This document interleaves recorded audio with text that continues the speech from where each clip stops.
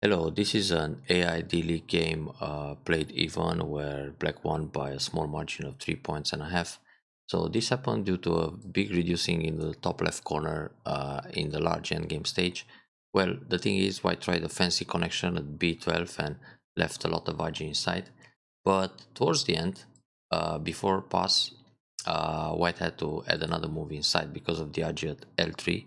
So white needs to defend here, for example, or at least h5 because there are some Ataris in this area.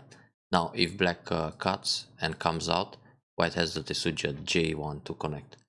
But after the pass, if oops, white doesn't defend, so let's say black plays Atari here, then cuts and comes out, this is all forced.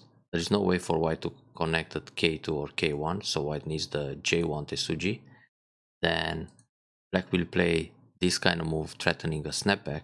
White needs to connect. Black and Atari, white connects again. Black and Atari here, white needs to connect, and it's all forced. Throw in, Atari again, and Atari to capture everything. So there was this great RG inside, and black could win by a whole lot. But, well, it seems that both players missed it, and it didn't matter because black was winning anyway. So let's go back to the beginning. We have a diagonal Fuseki, and this is usually going to be a fighting game. Now black extends with a Keima, which is somewhat an option, but most of the time black just extends to space. Back in the day was always 3 space to speed up a little bit, but nowadays M3 is the more proper defense for black. When black goes Keima here, this is a move to prevent being pressed down at 04. So the reason for playing this move is that if black plays away, for example R10, white might put pressure at 04. Even though in this case 04 is not so great, because if white is going to set up a wall this way, the wall is facing R10. So for white it's still more interesting to take away the extension at M3. Anyway, when black plays this Keima, white should consider Q3 kick right away. If black goes up, this shape is already over concentrated, so white can come inside at K4, and now black is pretty much on the run. Now if white plays the kick and black doesn't do anything, for example black extends at K3, this is already a good exchange, and later on white can continue with P2, so this gives a lot of points in the corner, and black's formation on the bottom, it's a little bit over concentrated, and now P3 just looks wasted. So white should really consider the kick. If white doesn't play the kick right away or pretty soon, at some point black can just slide at R2, and this feels good. This makes N4 look nice. So black defends the corner very calm. Here the follow-up in the top right is to play the attach at R16, then Hane. And there's a Joseki here. Usually we see Atari and connect under, but sometimes you see black just going down. Then on this move, Atari, white connects, black captures a stone, then white extends back. This is a pretty modern Joseki. Anyway, nothing wrong to play c6, so white can also leave it and just speed up the Fuseki, the development. Then extends on the right side at R11, but it's still more interesting to attach in the corner or extend even further away like Q10. Anyway, not a bad idea. So black invades the top left corner, that's quite normal. Up to here the game is pretty close, pretty much 50-50. Now white extends towards the wall. That's a nice idea for the Moyo. White can actually just no be here too. That's a fine option. But yeah, nothing wrong to play d9. Actually for white it's also okay to Tenuki on the left side and come inside at L3. This is another option to make N4 feel uncomfortable. But if this happens, black might kick once and then slide in the corner to fix his own base. Now here, when white extends for a base on the bottom, black will defend the corner, then this will induce the extension on the left side. Maybe it's a little more sophisticated, but like this, white gets to spread the stones all over the board. Anyway, extend on the left side, black kicks. This kick is not necessary. Black can play Atari in the top and descend without using the kick, because later on, maybe there are other options on the left side. So that's a little bit hasty.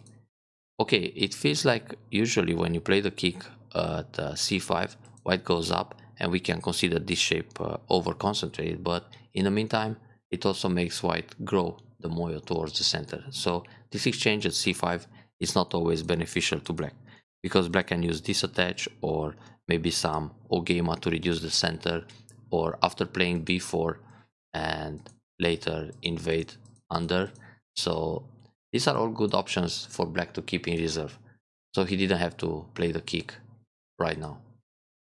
But anyway, it's sensitive, just an idea. The way black played in the top left corner is very good. Atari and descent. White's block, it's a little bit too slow right now. I mean, it's not such a big deal to allow black jump in at b15. So white can play, for example, Kema here, or push once, or simply ignore and go on the bottom side. L3 is a really hot spot. Now, the idea of this L3 is that when black slides at R2, white can also slide N2 and fight for taking away the base. Therefore, black usually plays a kick, but this is fine. White goes out, black needs a slide to fix a base, and then white can try attach and go in the sun, or just extend here. Now black should pay attention for his corner group, so jump out, and then white can play other moves, like the slide on the side, defend this way in order to prevent the shoulder hit or an invasion. This will lead to a completely different game. Anyway, white blocks the left side, so white really wants to make the moyo great again on the left. This kick, it's quite okay. Well, the idea is that every time black plays a kick, he's thinking, okay, the extension is too space close, so the group is kind of cramped for white. That's why he makes this exchange of attach in center. So now black should consider a shoulder hit to reduce the right side. This and jump. This is actually pretty good because white has to stay connected, either like this or kick and then Kema. So shoulder hit is an option. This attach is strange. It's more interesting to play Kema right away, because now white stones on the right side are quite vulnerable, so white needs to extend here and keep connected. Then black can complete the bottom side. Playing the Kema, I mean the attach, when white hane, black has to go down. So if we change the order of moves here, when black plays a move like R2 and white goes S3, black doesn't have to play R3. Black can go down to S2, but black can just leave it and invade the right side. So it's more interesting to play Kema right away. This is black wasting one move, so the R3 is just turned into a neutral point. White can play this kick to see whether black will pull back or bump, creates more agi, but for white it's very proper to play a move like Q8 right now. This will increase the moya on the left side, but the right side is quite vulnerable now. Push again is fine. Before playing other moves, white should test whether with a cut in the top at E18 to see whether black captures a stone or connects on the right side. Now this is a very good probe, because when black connects on the right, white can hane in the corner, and this is sente, so later in the endgame black doesn't get the A16. And if black captures the stone at D18, now white can use the Atari and push along, because this will take away liberty of the 3 stones, so black might feel like rolling more, and this way white's moyo is just greater on the left side. So it's very good to think about using these cutting points. Even though those stones will die inside, they are used as Kikashi, white doesn't lose anything in using the probes. Anyway, this shoulder hit, it's artistic. I like the move. I would play it also. And not only me, it's like AI and professionals, everybody's playing this kind of shoulder hit, and it's played a lot. Now this shoulder hit also looks like an alpha go move, being a shoulder hit against a 4 line stone. Impressive to see that. So people nowadays, they study a lot with the AI, and therefore they come up with these ideas. Now it would be maybe a little safer for black to try reducing around here, but yeah, usually here white should just block. Then when black gets ahead, white can play Kema or try a counter attack on the 2 stones. So white defends on the third line, and this way the moyo just gets smaller. Black can push once, then play a one space jump. Nobi, it's not necessarily center, so black should jump in the middle now. So black simply jumps out, and white adds another move to step up to the fifth line on the left. But actually here, white should consider a cap move and fight, because if you just push the group into the wall, it's okay for white. White may get some potential on the right side, while black still struggles to leave. So with this move, white is trying to build a few extra points with the wall, but leaves the weak group pretty loose, so black can escape easily. Anyway, black jumps in. This was, yeah, always dangerous for white. So time to run out. Okay, it's okay. Then black has to leave on the side. For white, it's interesting to play S9. Then push, then the Kosumitsuke, and defend. So it's not just white running here. Black has to jump in the middle too. White can push along, even connect under, but right now it's good to jump in the center, so separate black's groups. Playing like this for black is very easy to leave. Just a kick and then pull back, and now white is kinda running. Yeah, this move was good, but here white can Nobi and push again, so black still doesn't have a base. Then white should jump out like this. Black is on the run still. Gotta go out in the center. This way, black found the block to leave on the spot. And actually here is good enough for black to connect. If white goes down, black has this cut. Now white needs to protect somehow, then black can jump out, go out between the groups using the cuts.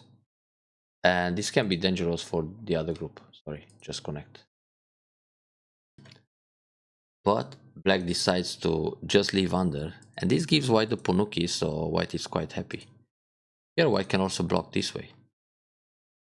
Well, the Atari is annoying, but all white stones are connected, and next it's quite nice to play the Atari at Q8. So this would be good enough.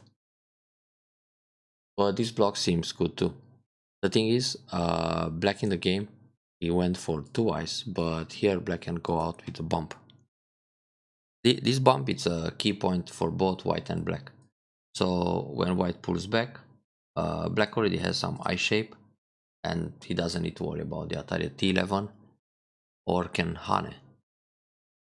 So this was just black being happy for survival, and he got the eye right away. Now with this move, white wants to make sure that black group doesn't connect to the bottom, but white can play here first. Another forcing move, even the Sansan, to see whether black reacts like this or he tries other moves to resist. Then the way to attack these 3 stones is still the cap move, because if black comes in this direction, you have a peep, and it's still very difficult for black to connect to the lower side. With this move, white is pushing black ahead, and if white doesn't kill any of the stones, then g8 will be a neutral point. But attacking with the cap, there is a chance that white can build something in the center. Oh, black just connected. Nobi, this is a very good move, prevents the tiger mouth, and black should actually jump out.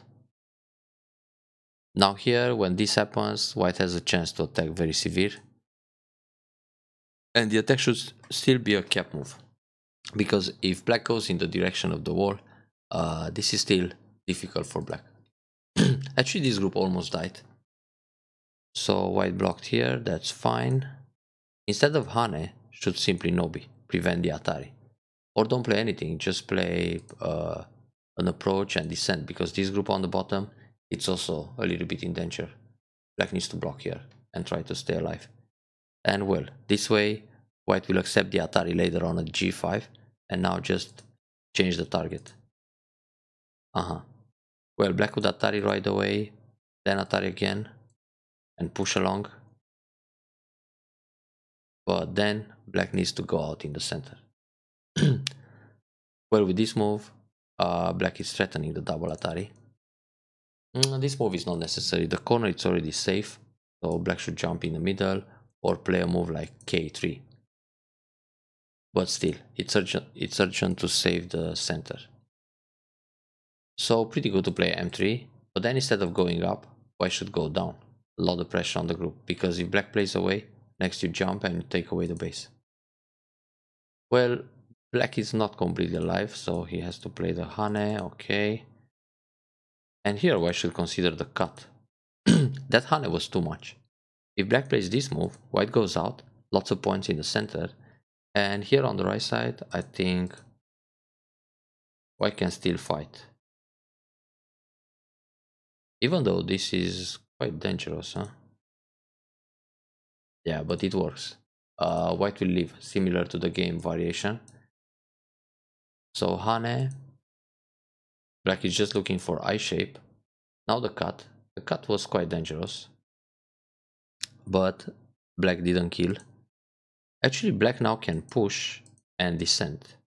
And now when white captures the two stones, the group will actually die. It's only one eye. So black missed an opportunity here with the timing. Now I can push, turn, and then leave. Ouch. Well, black still feels good about his position, but the group in the middle is still in a great danger, this h12. So white is attacking, very good. And try to build while attacking. Now here white can think about Keima the other way, to make sure black is not going to connect to the top. And if black comes inside the Moyo, there is no room to make twice. So white can use the potential and the thickness to kill the whole thing. Like this, white is building the points, but kind of drives black out to the top. Here black should, white should play a Keima to separate the middle group from the top. Black will jump to the right. Then again, we have this kind of forcing moves to see what happens. The probe and Kosumi in order to damage the top. So white increases the middle. Then we have a co-fight coming up soon. That's really good. This was a big chance for white. First of all, black should capture the ko. And now white needs a threat. Now white again can use this e18, but in this case, black might just capture, take back the ko. Now, if black tries to leave like this, it's actually not really easy. White can fill the ko, and when black plays here, white can force the eye. Yeah, this will just die. Nothing to do. So black played this move, and white nobi. Yeah, why should a nobi? Why should fill the ko? If black plays here, this is dead. If black goes here, white can wedge on this move, Atari, and force the eye. And if black plays like this, white can push. And again, we are back to the triangle. Oh, that was a big opportunity to win the game right here. So actually, g12 wasn't a co threat. So this is pure calculation. Therefore, black has to try other moves. But nothing locally looks like a threat. For black, probably the only threat is to Hane here, but white will keep the group because the one in the center is much bigger. So like this, white wins comfortable. Okay. White is going for a couple of stones. Well, pretty much any threat is good for white because this ko, it's a complete free roll. It shouldn't happen, and somehow white gets some profit on the ko. This is fine. And here white shouldn't go up, I mean to connect at r16. White should go to descend to go down at r18, because if black plays here, white is connected anyway, and going down to r18 prepares the monkey jump. So let's say right now black plays something in the center, then the follow-up is to go here. Then black has to block this way, but it will be gote in the end. So white is going to damage lots of points this way. If white simply connects here, later on the endgame is different. Black can Hane and connect and save all the points in the top. That makes a big difference. Jump, okay, push. So when white plays this Hane, black will block, white connects, and white is gote. Instead of Hane, white should still go down, and then when black blocks, white can Hane, block, connect, and connect in center. So all the sequence is center. If black doesn't play anything, but continues with the reduction on the left side, now again, white has the monkey jump, or at least a one space jump, and it leads to the same kind of follow-up. So yeah, endgame is key in this game, because it's very close. Actually, this Hane, white should just not bother. Block the left side like this, or attach. If black plays Hane and you feel behind, you go Atari, Atari, and connect. You don't worry about the ko-fights. Because on this Atari, if black goes Atari, now white captures the ko, and it's very dangerous for black. So this was a gote in the end. Now black got the center on the left side. And here white shouldn't play the fancy defense. It's better to play b14. There's too much agi with the cut around e13. If black jumps again, white can block. When black goes up, white can connect. And white keeps way more points on the left side than in the actual game. This is like at least 6-7 points extra. And that cost white the game. This feels good, but it still doesn't protect against the jump on the left side. I mean, it's an elegant shape, but when black comes here, black will still break some points, so white needs this kind of move.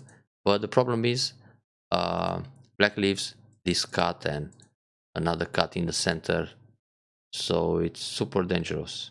Or the clamp here. Wait, if cut here, Atari, go out, push, black can just capture a stone. So here, white already lost some points by playing a fancy defense.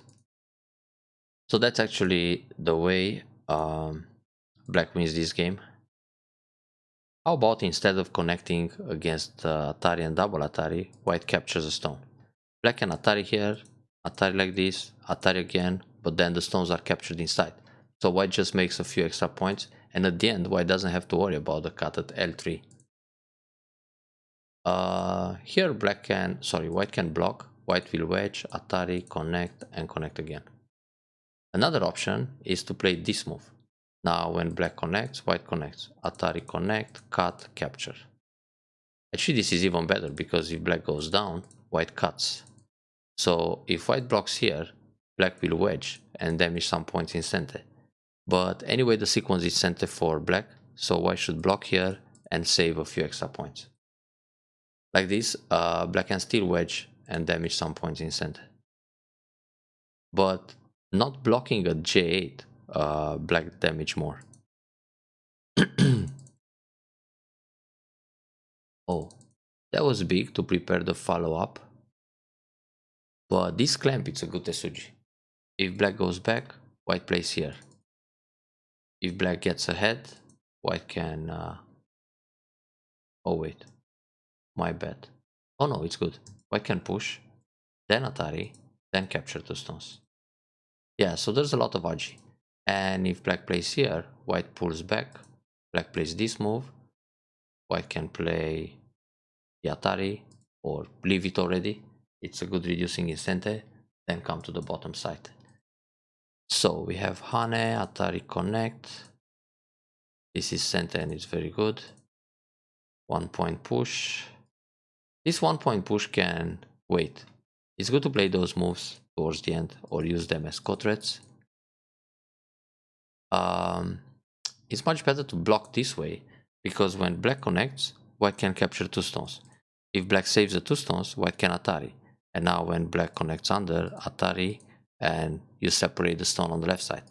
If black wants to save that stone, he needs to fight the ko, but this can backfire, because once you capture in the corner, so let's say black goes Atari here, you may just leave that stone and capture in the corner. This stone is captured, but then you damage more like this. So in the end, it's a good trade, because all of a sudden you make all these points here that in the game were gone. So this is a reflex connection. You should consider the other one. Besides, when you connect like this, black can push instant a couple of times. So the end game really played a huge role in winning or losing this game. White can Atari first, black will go down and white will resist, but there is still the danger of this combination where white has some liberty issues. Ouch. So yeah, white has to give up something. If white plays Atari and then defends, black will just catch the stone.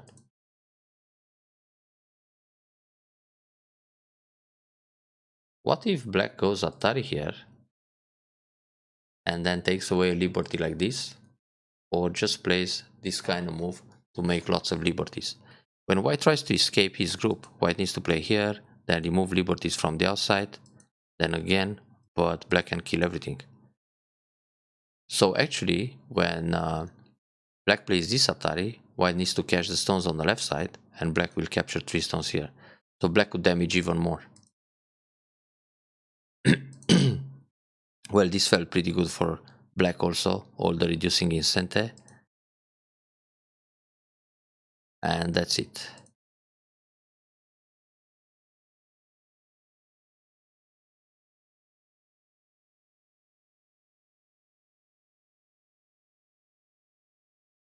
So the last thing that could happen was the damage at L3.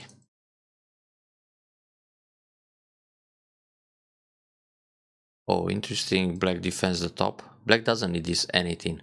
So black should try the combination in the center. If white plays here and white cuts, black can resist by playing this, Atari, Atari, and push. So black didn't have to play one move inside. Yeah, it's all about reading in the end at any level. Enjoy the review and don't mess up the endgame next time.